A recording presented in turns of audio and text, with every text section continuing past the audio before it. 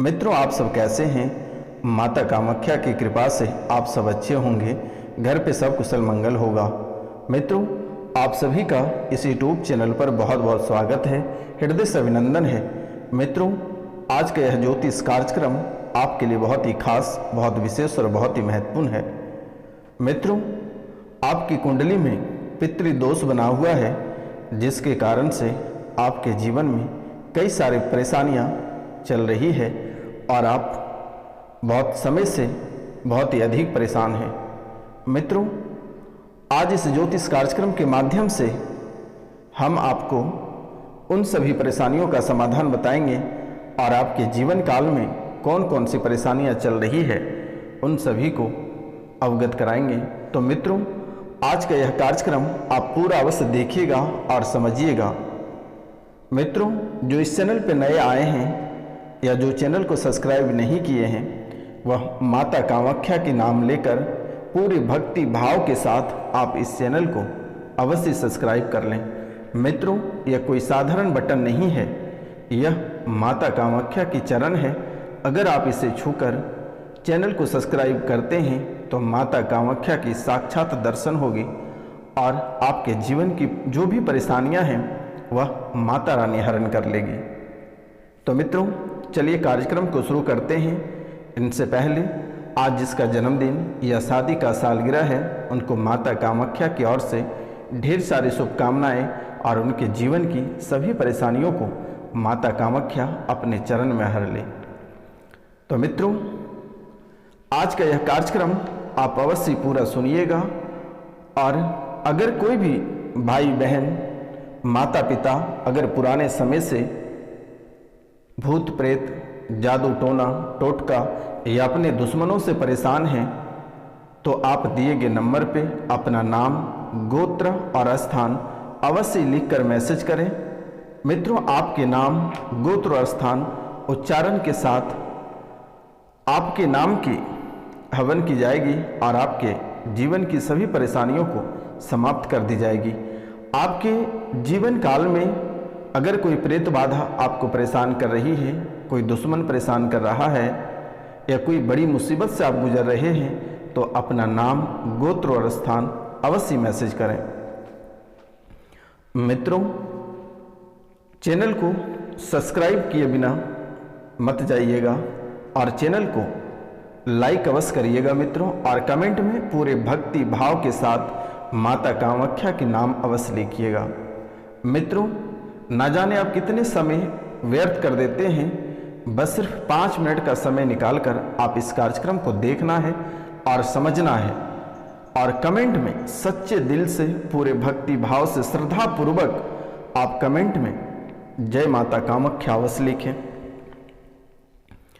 बिना लाइक किए कभी भी चैनल छोड़कर मत जाइएगा। मित्रों, आपके लिए यह एक शुभ अवसर है क्योंकि लगभग 10-11 साल से आप बहुत ही अधिक परेशानियों का सामना कर रहे हैं।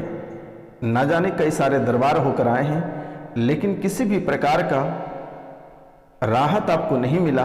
आपको इसी कार्यक्रम राहत देगी।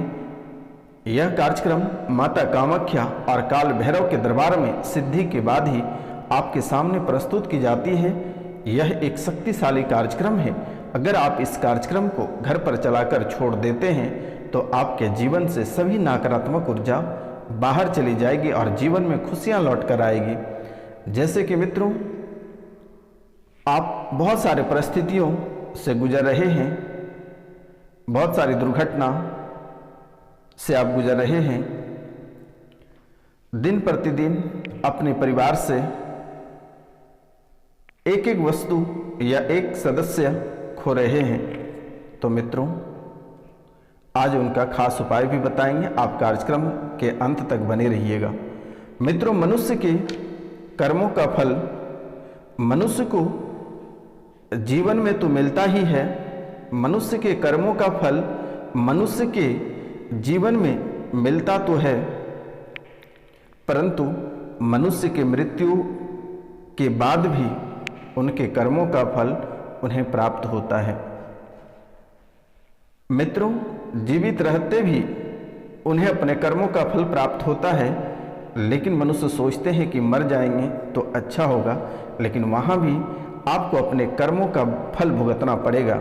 इसलिए कर्मों के ज्ञान को प्राप्त करना आपके लिए बहुत ही आवश्यक है, क्योंकि मेरे मित्रों, आपकी कुंडली से यह पता चला, जैसे ही आपकी कुंडली का विश्लेषण मेरे द्वारा किया गया, इससे यह स्पष्ट हुआ है कि आप जाने अनजाने में कई सारी गलतियां कर देते हैं, जिसके कारण से आपको पाप भुगतना पड़ता है और जीवन में परेशानी लहर बनकर दौड़ने लगता है। क्योंकि मित्रों, नरकों में जीवन के जाने का वर्णन भी मिलता है कि मनुष्य नरक में भी जाता है तथा मृत्यु के बाद आत्मा की गति होती है। जैसे कि गांव घर में कहते हैं कि उनको गति प्राप्त हुआ, यानी उनके साथ अच्छा हुआ, तो मृत्यु के बाद आत्मा की गति होती है। आत्मा योनि में जन्म लेता है या प्रेत योनि में जन्म लेता है, या जो प्रेत योनि में जन्म लेता है वह प्रेत योनि से मुक्ति भी प्राप्त होता है। मृत्यु के बाद प्राणियों की स्थिति, जीव की यमलोक यात्रा विभिन्न कर्मों से प्राप्त होता है। मित्रों, मृत्यु के बाद प्राणियों की स्थिति, जीव की यमलोक यात्रा विभिन्न कर्मों से प्राप्त होता है। नरकों, योनियों तथा पापियों की दुर्गति से संबंधित अनेक गुण एवं रहस्य हैं हिंदू धर्म के 16 संस्कारों में। मित्रों, हिंदू धर्म के 16 संस्कारों में 3 जन्म से पूर्व, 4 जीवन काल में तथा 1 संस्कार मृत्यु के उपरांत किया जाने वाला है।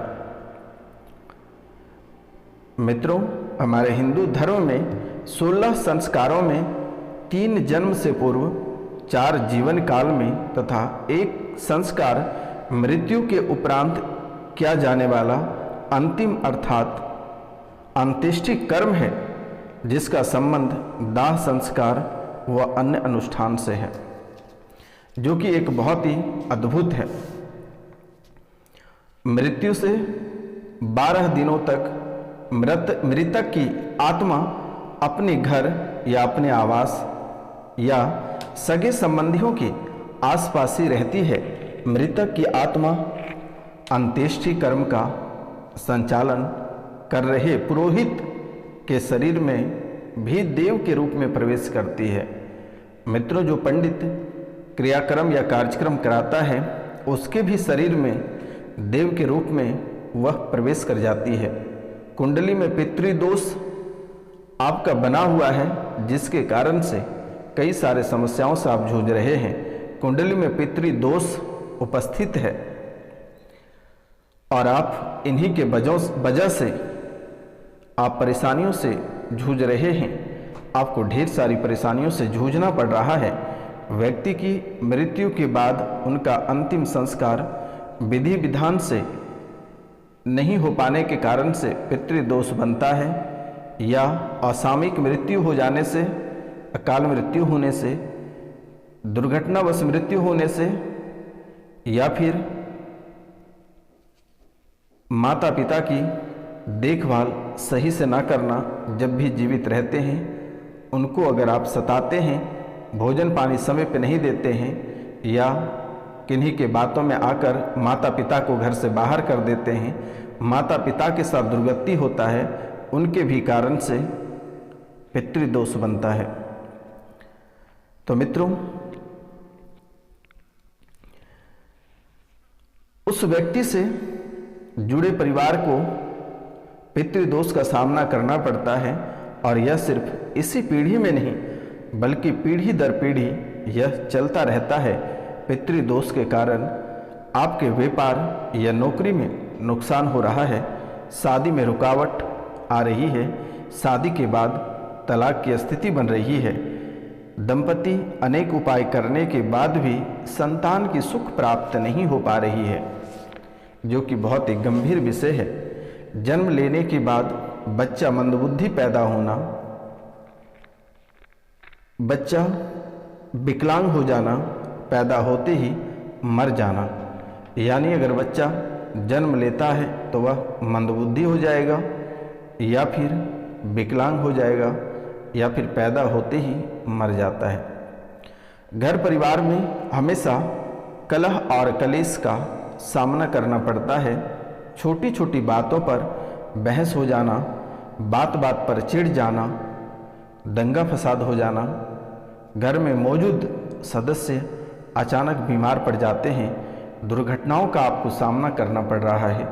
लगातार कुछ दिनों से आपको अकाल मृत्यु का भय सता रहा है और साथ में आपको ऐसा महसूस होता है कि आपके साथ कोई बड़ी दुर्घटना हो सकती है। कभी चोट लग जाना, बेवजह का ब्लड निकल जाना। मित्रों, आप अपने पितरों का पिंडदान या तर्पण या श्राद्ध नहीं किए हैं या श्राद्ध किए हैं तो सही से नहीं किए हैं, जिसके कारण से आपकी कुंडली में पितृ दोष बना हुआ है और यह पूरे परिवार पे यह दोष बना हुआ है। या फिर आप सांप को मारे होंगे जिसके कारण से पितृ दोष बना है। पीपल, नीम या बरगद का पेड़ आप काटे होंगे, इनके वजह से भी कुंडली में पितृ दोष बना हुआ है। इससे अगर छुटकारा पाना है तो आप पितृपक्ष के दौरान पितरों के लिए विधि विधान से तर्पण और श्राद्ध अवश्य करें, ब्राह्मणों को भोजन कराएं और दान दें। साथ ही साथ वर्ष की प्रत्येक एकादशी, चतुर्दशी, अमावस्या पर पितरों को जल तर्पण करें और त्रिपिंडी श्राद्ध करें। पितरों की आत्मा की शांति के लिए प्रतिदिन दोपहर के समय पीपल के वृक्ष की पूजा करें। पीपल के जल में काले तिल, दूध, अक्षत्र और पुष्प अर्पित करें। पितृपक्ष के दौरान रोज शाम को घर की दक्षिण दिशा में तेल का दीपक जलाएं। जरूरतमंद के लोगों को दान करें, गरीब का मदद करें, गरीबों का अपमान ना करें। घर की दक्षिण दिशा में पूर्वजों की तस्वीर अवश्य लगाएं। मित्रों, आज का कार्यक्रम यहीं तक था। आप सभी को नमस्कार, प्रणाम, राधे राधे। मिलते हैं आपसे अगले वीडियो में। तब तक के लिए जय हिंद, जय भारत।